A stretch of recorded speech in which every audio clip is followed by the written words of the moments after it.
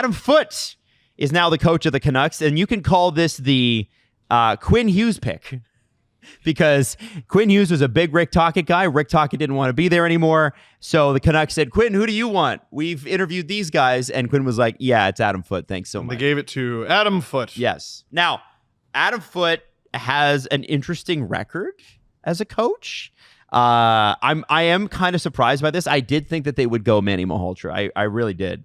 And you know, he's been an assistant coach with the Vancouver Canucks for 3 years. So he's moving up, but they've been a pretty spotty 3 years. So you're picking somebody within the dressing room. Before that, he was okay as the head coach of the Kelowna Rockets. You know, junior teams go through spurts. It's hard to really judge. But like, this is a guy who's been an assistant since 22-23, came in with Tocchet when Bruce Boudreau was let go. And I wonder, what do we think is going to be different there? Or is it just a pre-existing relationship where people really like this guy? I think it's that. They're trying to rock the boat as little as possible here. They didn't want to lose Tocchet, and they did. This is them trying to keep everyone happy, trying to keep everything stable. Like, Bruce Boudreau was head coach of this team not very long ago, right? It's Boudreau and then Tocchet, and that's a lot of turnaround for a team that fancies themselves better than they are. Like, I would believe it if you told me they made the playoffs next year, because for some reason the Canucks fool me every year. You think the Leafs fool me every year. Vancouver Canucks have me in a chokehold that I can't explain. They seem too talented to be as bad as they are. I think you hire Adam Foote, you hire the assistant coach to try to maintain the status quo as much as you humanly can. Do you think, Jesse, that Adam Foote, being there as long as he has, seeing the best and worst of Elias Pettersson, can bring the best back out? Because he has seen both. No, that might be a lost cause. You think so? Wow. It's not just an injury? Because it's like, how long has this been going on? Eventually, we have to admit that this player isn't the peak of his powers anymore, and they're a little lesser. I think he gets back to something that he was before, like a version of it, but I don't know if he ever gets back to fully what he was. Like, just because he hasn't displayed that in, a year and a half?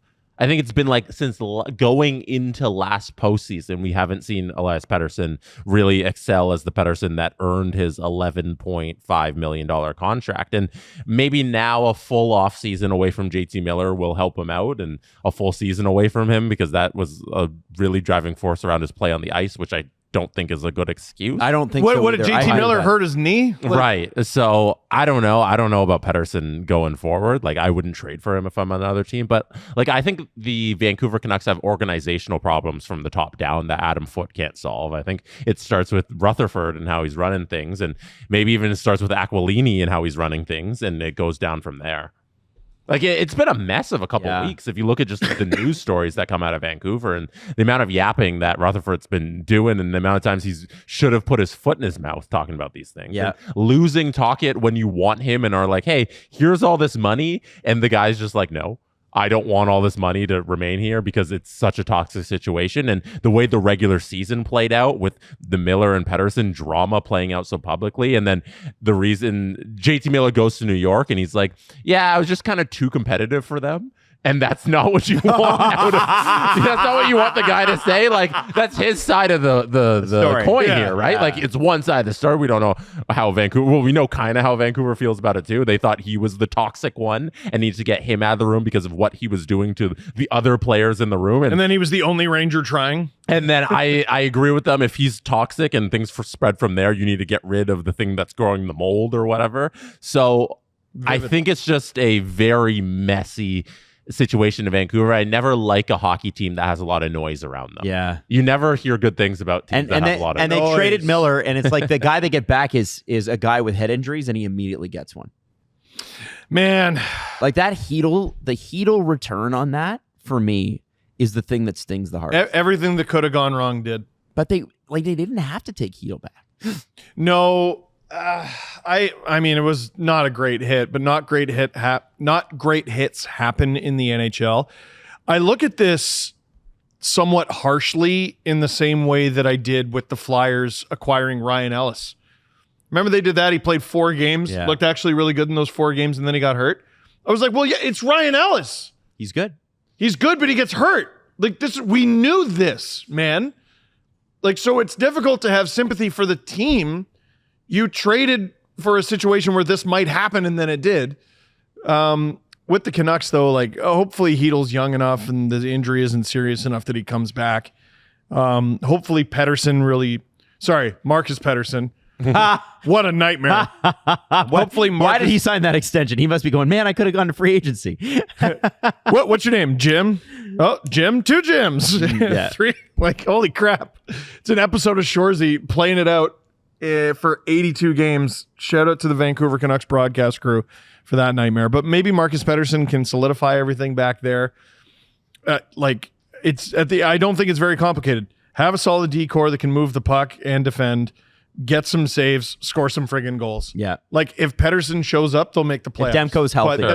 It's such a big if. Demko was second in Vezina Trophy in the 23-24 season. Wow. And then the following season, he plays 23 games and is an 889. And we forget, like, that injury he had during last season's playoffs. Remember how it was so wishy-washy about, like, when could he come back? And people thought he'd be back for the series if they got through the Oilers, you know? And they're like, oh, he could be back anytime. And he's got some injury to a muscle like no one has ever. It was only a couple soccer players that have ever had that injury in terms of sports. Yeah, that was what came out during the offseason leading into training camp. And then he wasn't ready for training camp. And then he eventually got back and played games. And then it was only 23 during the regular season. Who do you even turn to in those situations? Like, I remember the more I learned about that, going, this sounds very bad, actually. We need to stop talking about him like he's going to be back next week and good.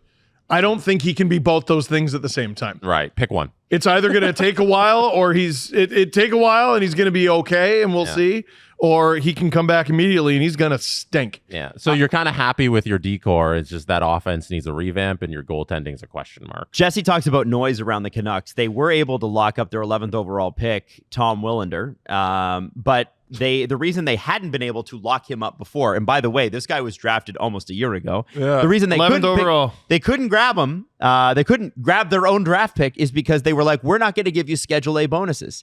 And Tom Willander said, cool, then I won't sign. And the Canucks said, well, you're going to capitulate eventually. And what ended up happening was the Canucks capitulated. Yeah, what a ridiculous line in the sand for them to draw. Not the 11th overall guy. Things are going so. Here's the thing: if Vancouver has a really good season and they're still in the playoffs today, maybe he does capitulate. Yeah. But you put yourself at such a disadvantage in your own chaos that he's looking at you going, "You need me." What if Quinn Hughes goes in a year or two? You need me. You need me. It was such a ridiculous line in the sand to draw. And by the way, we were talking about it. Jesse and I were talking about the pre-show. I'm like, don't listen. Give him the Schedule A bonuses. If he hits them, he hits them. Yeah. You want him to hit those though. Why wouldn't you want I'd love to know what the bonuses are for exactly. Yeah, because I don't know what they are for defense. I know what they are for forwards. He had 2 goals in the NCAA this season. Like, are they offensive? No, I don't think so. It's like and I'm not criticizing him. It's just that's not the kind of defense. It's not the kind of defenseman he is. Like, surely they're not point totals. Are they games played? You know, that's still up to you, eh? Like, I don't understand why they drew that line in the sand and made this such a distraction for a fan base that has been rightfully so just riddled with anxiety for so long. Like, it's like I was saying years ago with Line A and the Jets. Just give Jets fans an answer. Either sign him to an extension now or trade him. Enough. Let's give Canucks fans something to feel good about here, and it cost them a rounding error in their budget books. Good. Get it done. Let's all feel happy. This is a time of year where there are some really good teams with miserable fan bases because they make it to the second round and then they lose. Everyone. But if you miss the playoffs entirely, you can win May. You can win May real easy. You just got to make your fans happy. Sign some college pick. You didn't even have to go out and find someone new. You just had to find your own 11th overall pick and give him a contract that he's willing to sign.